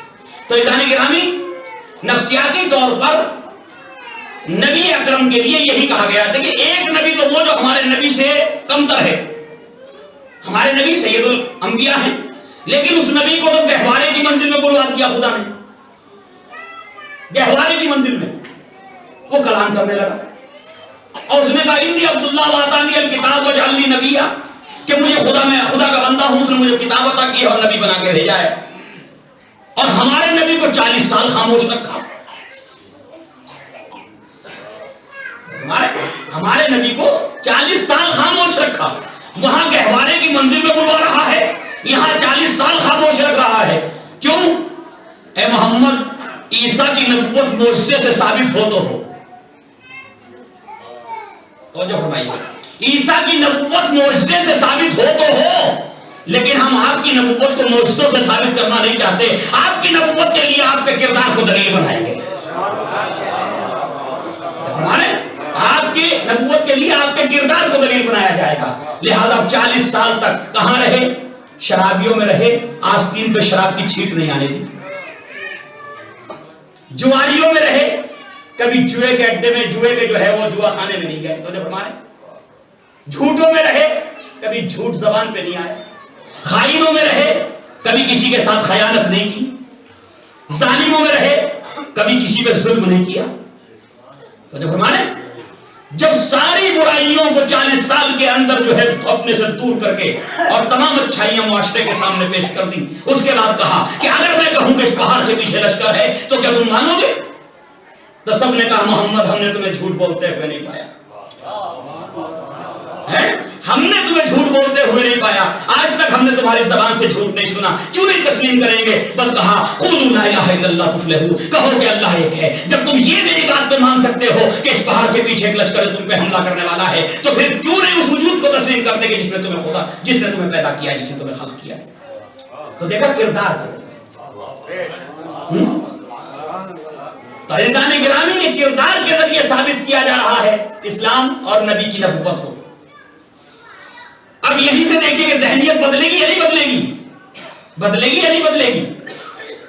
ایک طرف سارے ظلم کرنے والے، یہ کسی پہ ظلم نہیں کرتے، تو ذہنیت تو چینج ہونی چاہیے. جو بھی دیکھے گا کہے گا یہ انسان بالکل الگ ہے. اور یہی ہوا. صحیح ہے. جس کے جو ظلم کرتا تھا آپ اس کے ساتھ ادب و احترام سے پیش آتے تھے تو لامحالہ وہ چینج ہو جاتا تھا. وہ بڑھیا کا واقعہ مجھے پڑھنا نہیں ہے اس کو. صحیح کہ بڑھیا کیسے چینج ہو گئی تھی؟ بیمار ہوئی، عیادت کے لیے جا رہے ہیں. ہم کوئی دشمن کی عیادت کے لیے جا رہے ہیں، لیکن آپ جا رہے ہیں تو ذہن بدلا یا نہیں بدلا؟ اس بڑھی کا ذہن بدلا یا نہیں بدلا؟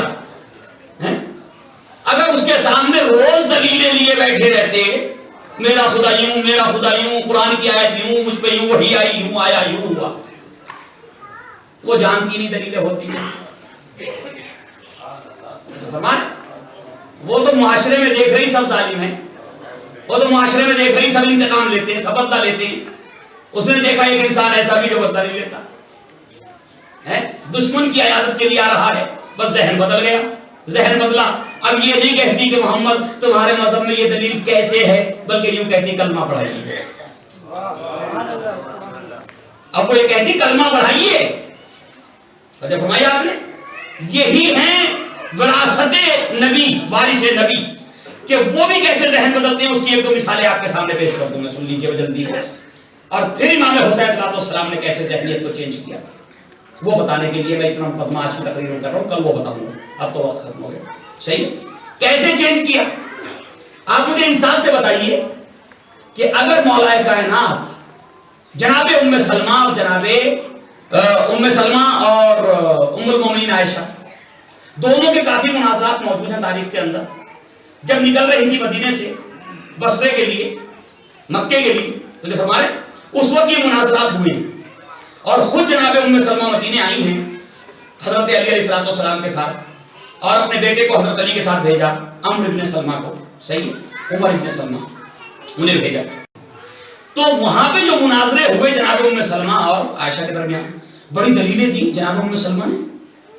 دیکھو ایک موقع نبی نے یہ فرمایا تھا، تم موجود تھی، نبی نے یہ کہا تھا، تمہیں یاد آیا، ساری باتیں قرآن میں یہ آیتیں آئی ہیں، اپنے گھروں میں بیٹھے ہو نبی کی بیوی ہو، سارا ذکر کر دیا. اب میں اس وقت موقع نہیں ہے، سارا کچھ پڑھ کے سنا دیا. نہیں بات ہے ہمارے نہیں بات ہے. اچھا اب مولا کائنات کیسے سمجھائیں؟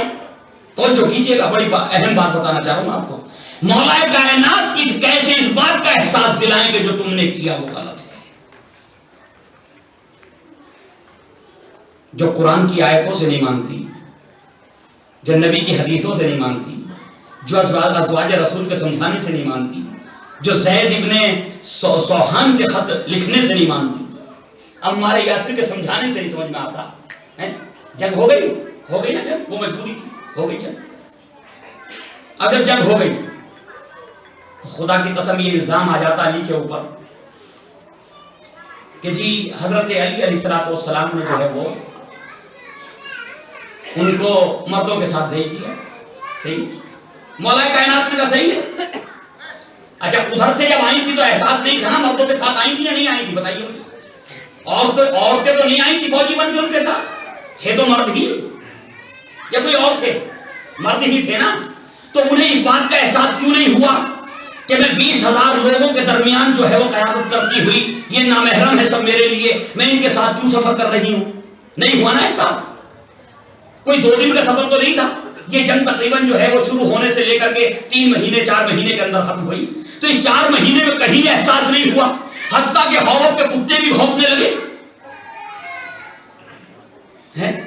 حوض کے کتے بھی بھونکے اور ایک جھوٹی گواہی 25 آدمیوں سے دلوا دی گئی کہ یہ حوض کے نہیں ہے، مقام حوض نہیں ہے. صحیح، اور یہ مطمئن ہو گئی. ہم تم نے سنا تو تھا کتے بھونکیں گے، نبی کریم سے سنا تھا.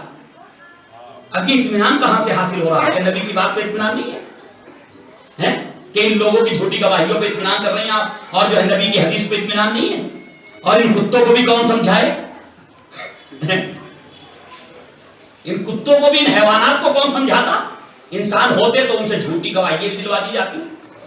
انہیں کون سمجھائے کہ یہ بے وقت بول اٹھے؟ تو مسلمان تو مصلحت کے طور پہ اپنے بیان کو بدل بھی سکتا ہے، صحیح ہے، جھوٹی گواہی بھی دے سکتا ہے، لیکن یہ کتے کیا کریں؟ یہ تو فطری طور پہ مجبور ہیں کہ جو خدا نے مقرر کر دیا وہ تو ہو کے رہے گا، ورنہ کوئی ان کو ہی خاموش کر دیتا تم ہی مت بول گئے. صحیح ہے. تو عزیزان گرامی، اب جب مولا کائنات جنگ ہو چکی، جنگ ختم ہو چکی، اور مولا کائنات نے ان سے کہا کہ چلو مدینے چلی جاؤ، اور تمہارا مقام وہی ہے کہ جو نبی کا گھر ہے وہیں رہنا چاہیے. قرآن نے تمہیں گھر سے نکلنے سے منع کیا ہے، یہ سب سمجھایا. راضی نہیں ہوئی. ابتدا میں امام حسن کو بھیجا، راضی نہیں ہوئی. ہمارے عبداللہ ابن عباس کو بھیجا، راضی نہیں ہوئی. ہمارے یاسر کو بھیجا، راضی نہیں ہوئی. بدلہ لوں گی.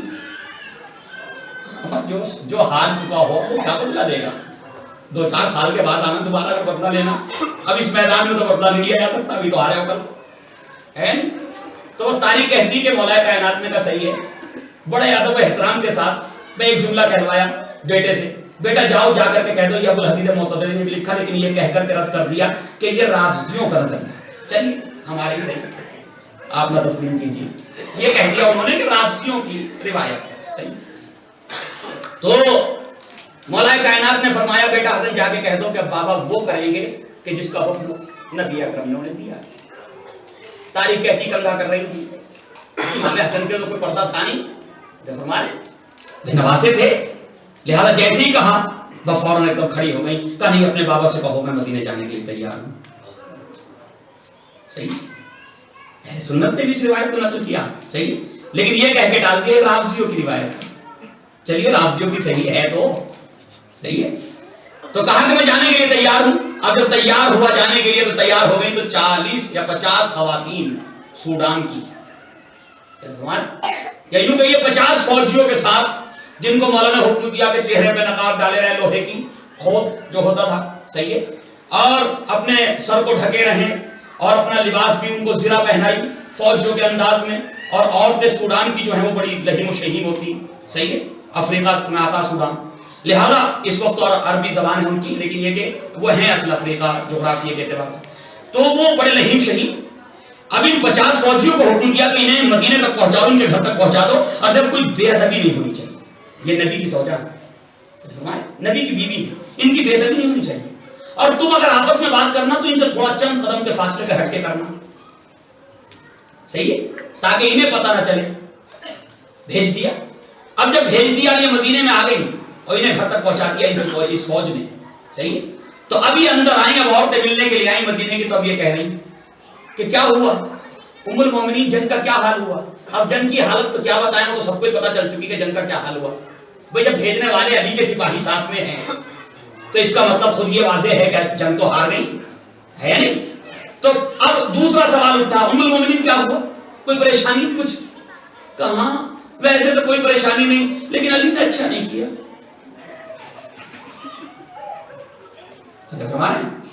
علی نے اچھا نہیں کیا. اور تو میں پوچھا ام المومنین کیا نہیں کیا علی نے اچھا؟ تو مجھے مردوں کے ساتھ بھیج دیا. دیکھا معصوم کی فراست کہ جو مردوں کے ساتھ مدینے سے بصرے تک آ کر کے جنگ لڑ رہی تھی، اسے احساس نہ ہو سکا، اس کا ذہن تبدیل نہ ہو سکا کہ میں مردوں کے ساتھ کیوں جا رہی ہوں. مولا کائنات نے اپنی طرف سے ایک منظر ایسا رکھ دیا اس تاریخ کے اندر کہ جس نے احساس دلا دیا. ہمارے اسے کہتے معصوم کہ جو ذہنیت کو چینج کر دے. ایک چھوٹے سے واقعے نے ذہنیت کو بدل دیا، کہا کہ مجھے مردوں کے ساتھ بھیج دیا. اب یہ بات یہاں سے نکلی، ہوتا نا یہ خبر کا طریقہ ہوتا ہے، یہاں سے ایک گھر سے نکلی اور عورتوں بہت جلدی پھیلتی، صحیح ہے. عورتیں اس زمانے سے خدا قسم، آج کا میڈیا اتنا تیز نہیں جتنا خواتین کا میڈیا تیز تھا اس زمانے سے. شاید میڈیا بھی انہیں کو دیکھ کے بنایا گیا کہ جلدی خبر کیسے پہنچے.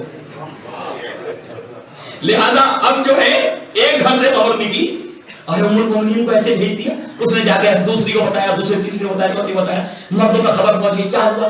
ارے دیکھا انہوں نے علی نے کیا کر دیا، ام المومنین کے ساتھ احترام نہیں کیا، مردوں کے ساتھ بھیج دیا. اچھا کسی نے یہ نہیں سوچا کہ یہاں سے جب بھیج دے تو کس کے ساتھ بھیج دے؟ سب بس ایک ہی نعرہ لگا رہے ہیں، علی نے اچھا نہیں کیا کہ مردوں کے ساتھ بھیج دیا.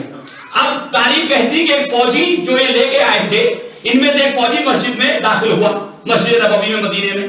تو وہاں لوگ تسبیح پڑھ رہے ہیں، مصلی پہ بیٹھے ہوئے نمازیں ادا کر رہے ہیں اور ایک دوسرے سے بات کر رہے ہیں. علی کو یہ نہیں کرنا چاہیے تھا. مولا کائنات نے اسی لیے یہ طریقہ استعمال کیا تھا کہ خوب پھیل جائے پہلے یہ بات. صحیح ہے، ایسا نہیں کرنا چاہیے تھا، مردوں کے ساتھ نہیں بھیجنا چاہیے تھا، نامحرموں کے ساتھ زوج رسول کو نہیں بھیجنا چاہیے تھا. صحیح ہے. اب جیسے یہ گفتگو مسجدوں تک پہنچی تو ایک فوجی نے جو ہے سنا، تو سن کے کہا کہ کیا ہوا. وہ اسی لباس میں تھا، اپنے فوجی لباس میں. کہا کہ کیا ہوا؟ کہا کہ علی نے اچھا نہیں کیا، ام المومنین کو مردوں کے ساتھ بھیج دیا. اور ام المومنین اس بات سے بہت پریشان ہے اور گریہ کر رہی ہیں. جیسے ہی اس نے سنا، آ کر کے اپنے باقی دوستوں کو بتایا. کہا کہ کیوں نہ جا کے ہم ام المومنین کو بتا دیں کہ ہم کون ہیں، ہم کون ہیں. بھائی مطلب یہ 50 فوجی ام المومنین کے دروازے پہ آ کر کے جو ہے گھر میں داخل ہو گئے. اب انہیں تو کوئی روک نہیں سکتا تھا، انہیں روکنے کی طاقت کسی کے پاس نہیں. یہ داخل ہوئے اور داخل ہونے کے بعد ایک مرتبہ سروں سے کھول اتارے اور کھول اتارنے کے بعد کہا ام المومنین ہم آپ کے بیٹے نہیں بیٹیاں ہیں. ام المومنین ہم آپ کے بیٹے نہیں بیٹیاں ہیں. یہ تم کر سکتی ہو کہ مردوں کے ساتھ چلی جاؤ، علی نہیں کر سکتے کہ زوجہ رسول کو مردوں کے ساتھ. حفاظت کے لیے تمہاری بیٹیاں بھیجی ہیں، بیٹے نہیں بھیجے. تو فکر چینج ہوئی یا نہیں؟ تو یہ کام نفسیاتی طور پہ سے معصوم کر سکتا، ورنہ کوئی اور ہوتا کہ مردوں کے ساتھ آئیں گے، مردوں کے ساتھ واپس چلی جائیں. کوئی پریشانی کی بات تھی؟ کوئی پریشانی کی بات نہیں تھی. عزیزان گرامی، اور اسی فکر کو چینج کرنے کے لیے جب فکر بن چکی تھی، اس کو چینج کرنے کے لیے میں نے کل بھی عرض کیا تھا کہ امام حسین علیہ السلام نے ایسے اسلحے ساتھ لیے کہ ششماہ علی اصغر پوری انسانیت کی فکر کربلا والوں میں جو ظلم کر رہے تھے ان کے خلاف چینج ہو جانی چاہیے، ورنہ یہ کہا جائے وہ انسان تھے، انسان تھے. اور عبداللہ ابن عمر، عبداللہ ابن زبیر، یہ وہ لوگ تھے جو بار بار مشورہ دے رہے تھے امام کو مکے میں फर्जंद रसूल, आप बैत कर लीजिए। अब्दुल्लाह इब्न उमर के बार बार तारीखों में जिक्र है कि इशारा दे रहा था, इशारा था कि आप जैसे सारी उम्मत ने कबूल कर लिया वैसे ही आप जमात में इख्तिलाफ न कीजिए। शायद नहीं, इसीलिए इमाम हुसैन अलैहिस्सलाम को साथ लिया कि अब्दुल्लाह इब्न उमर को भी तो जवाब मिल जाए, उन लोगों को भी तो जवाब मिल जाए कि जो मुझे ये मशवरा दे रहे हैं कि पूरी उम्मत में आप तफरका करने के बजाय अपनी जगह पे बैठ जाते, खामोश हो जाते, पता चले कि ये हुकूमत जो इस्लाम के नाम पे की जा रही है किस हद तक दरिंदगी में पहुंच चुकी है, किस हद तक जिल्लत और पस्ती में जा चुकी है कि जहां कोई मोमिन जो है जिंदगी नहीं गुजार सकता, जहां कोई साहिब ईमान जो है इनके दरमियान जिंदा नहीं रह सकता, उसे अपने अल्लाह की मुलाकात का इससे ज्यादा शौक है कि जिंदा रहे। इमाम हुसैन अलैहिस्सलाम ने 6 महीने के बच्चे को, और अज़ीज़ान गिरामी 6 दिन के या 5 दिन के थे अली असग़र, खुदा की कसम मुझे तो कभी कभी ऐसा एहसास होता है कि जैसे ऐलान नबूवत के लिए नबी अकरम किसी अली के आने का ऐलान कर रहे थे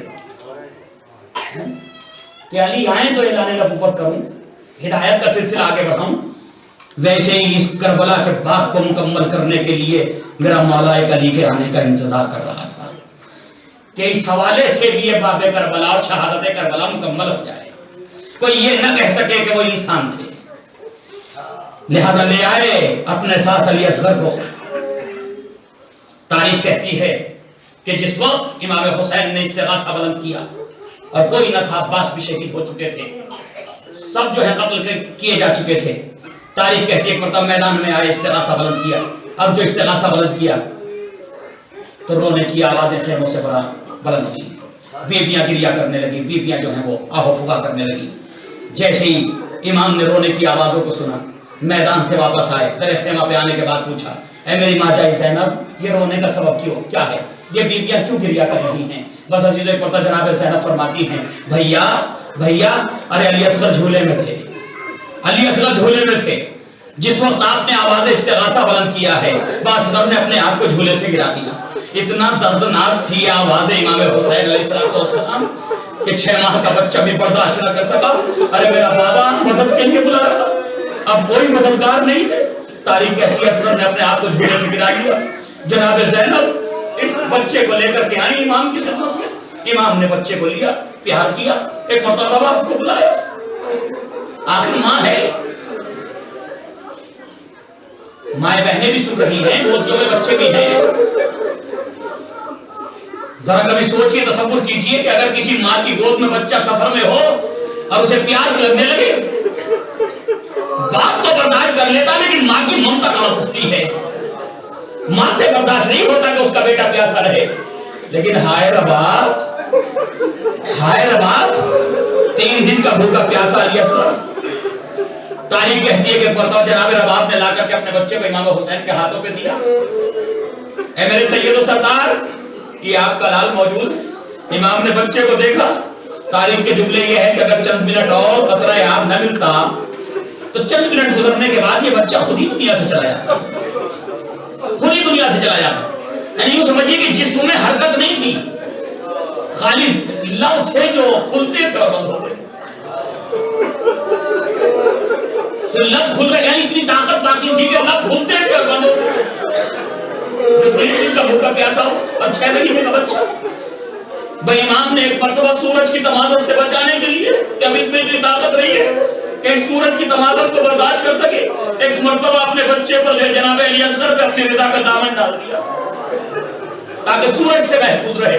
और अपनी बेगुनाही को साबित करने के लिए अब असगर से बेहतर कोई दलील हुसैन के पास नहीं थी, कोई दलील नहीं थी कि अपनी बेगुनाही को साबित कर सके।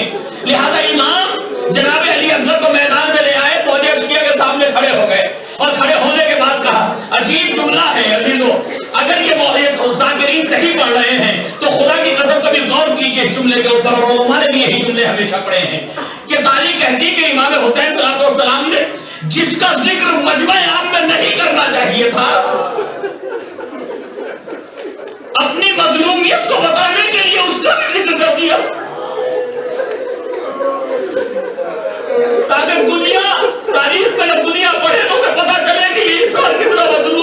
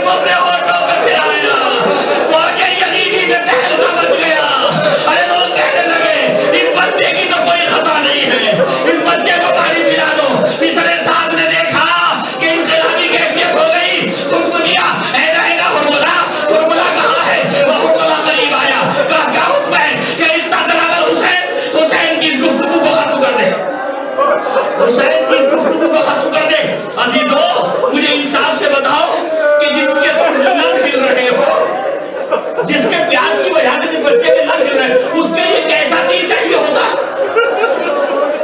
ایک معمولی تیر اگر اصغر کے گلے میں لگ جاتا تو اصغر تو پھر بھی شہید ہو جاتے، لیکن ہائے ظلم کی انتہا ہو گئی، وہ تیر استعمال کیا جو اونٹوں کو نہر کرنے کے لیے کیا، وہ تیر استعمال کیا جو اونٹوں کو نہر کرنے کے لیے کیا تھا۔ یہ تین پہلو کا تیر سیش ہوگا جسے ہم کہتے ہیں، یہ تین پہلو رکھے ہوئے تیر کہ جس کا وزن بھی اصغر کے وزن سے زیادہ تھا۔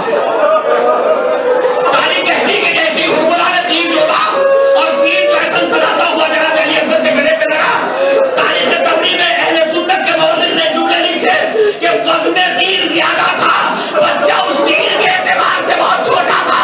ان غلب الصبی علی ید الامام، ارے تیر کے ساتھ بچہ اب امام کے ہاتھوں میں پلٹ گیا، امام نے تیر کو نکالا، ایک بڑا فریاد کی، میرے معبود یہ میرا اللہ کے صالح سے رقم لگا، اور یہ جملے کہنے کے بعد خون کو اپنے ہاتھوں میں لیا، خون کو اپنے چہرے پہ ملا، اصغر سے محبت ہوئے، میرے لال اسی طرح تیرا بابا اپنے لالا سے ملاقات کرے گا۔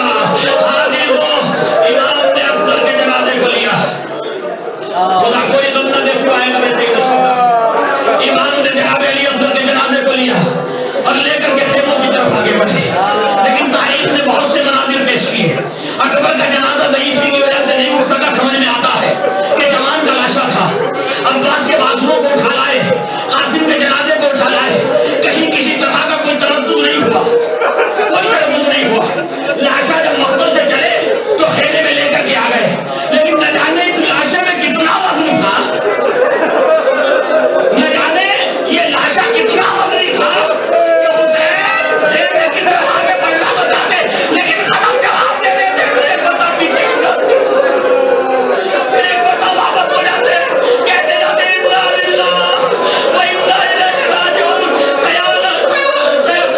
عزیزان گرامی، تاریخ کہتی کہ امام یہ جملے دہراتے چلے جاتے، کبھی آگے بڑھتے کبھی پیچھے بڑھتے ہیں۔ میں کہوں گا فرزند رسول کہ اس لاشے میں اکبر کے لاشے سے زیادہ وزن ہے، آپ خیمے میں کیوں نہیں پہنچا دیتے؟ شاید نہیں، جناب امام حسین جواب دے، نادان ام لیلا کو پتا تھا اکبر قتل کر دیے جائیں گے، ام فرزہ کو پتا تھا قاسم مارے جائیں گے، بیویوں کو خبر تھی عباس قتل کر دیا، ارے اس بچے کو تو پانی پلانے کے لیے لایا تھا، اب آپ کو کیا خبر کہ بچے کے گلے پہ تیر لگے گا، ارے کس منہ سے لے کر کے نواب کے سامنے پیش کرو۔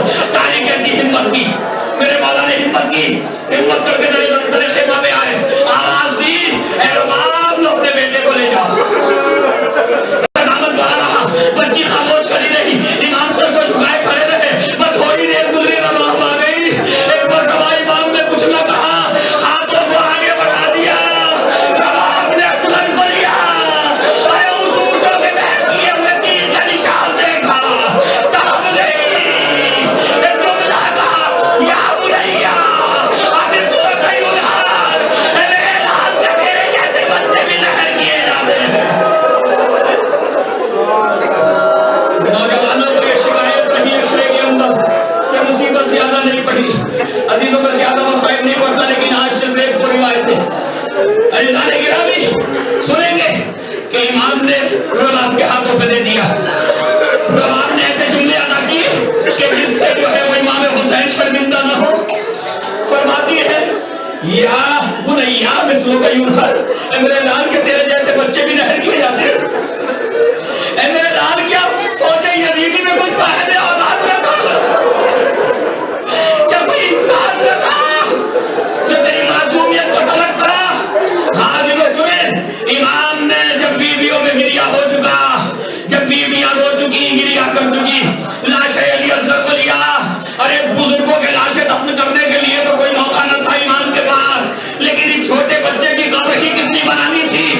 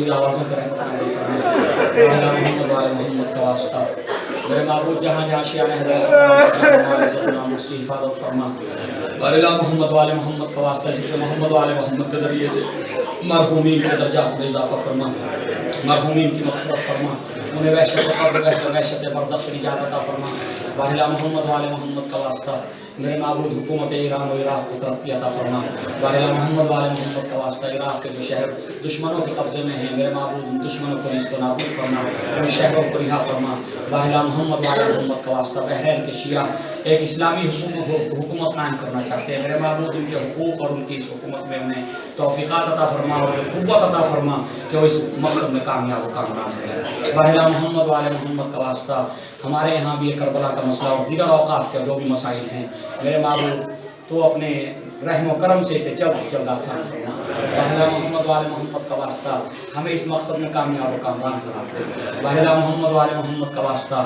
میرے معبود جب تک اس دنیا میں رہیں محبت اہل بیت کے ساتھ رہیں جب اس دنیا سے جائیں محبت اہل بیت کے ساتھ جائیں وعلیٰ محمد والے محمد کا واسطہ ہمارے درمیان جو مقروض ہیں ان کے قرض کو غیب عطا فرما جو بے کاروبار انہیں کاروبار عطا فرما جو کاروبار رکھتے ہیں ان کے کاروبار میں ترقی عطا فرما وعلیٰ محمد والے محمد کا واسطہ جو بے اولاد ہیں ان کو اولاد عطا فرما جو اولاد رکھتے ہیں ان کی اولاد کو اولاد صالحہ قرار دے وعلیٰ محمد والے محمد کا واسطہ جو بیمار ہیں ان کو شفا کاملہ واجب عطا فرما وعلیٰ محمد والے محمد کا واسطہ میرے معبود جو مومنین مومنات فرش اعلیٰ پہ بیٹھے ہوئے جو ان کی دلی اور دینی تمنائیں ہیں ان کو پورا فرما وعلیٰ محمد والے محمد کا واسطہ ہمارے امام کے حضور تعجیل فرما ہمارا شمار کو بلند فرما